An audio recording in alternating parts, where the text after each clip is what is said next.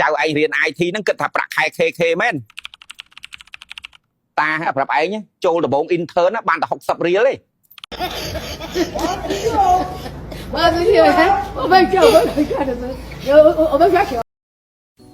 នៅពេលដែលយើងធ្លាក់ខ្លួនលំបាកមិនមានលុយសូម្បីតែ1រៀលនៅក្នុងខ្លួនក៏គ្មានអ្នកណាដឹងហើយក៏គ្មានអ្នកណាខ្វល់ពីយើងដែរសូម្បីតែមនុស្សដែលយើងគិតថាយើងស្រឡាញ់ក៏គេអាចនឹងបាត់ស្រមោលពីយើងក៏ថាបាន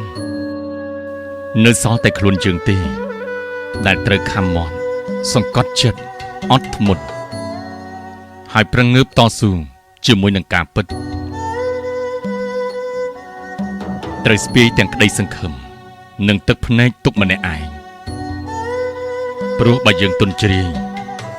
វាអាចនឹងសាហាវជាងអ្វីដែលយើងគិតទៅទៀតដូច្នេះនៅពេលដែលអ្នកមានលុយកុំចាយវាខ្ជះខ្ជាយ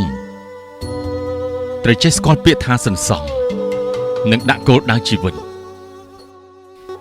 ព្រោះគ្មានអ្នកណាជួយយើងបានល្អក្រៅពីខ្លួនយើងនោះទេ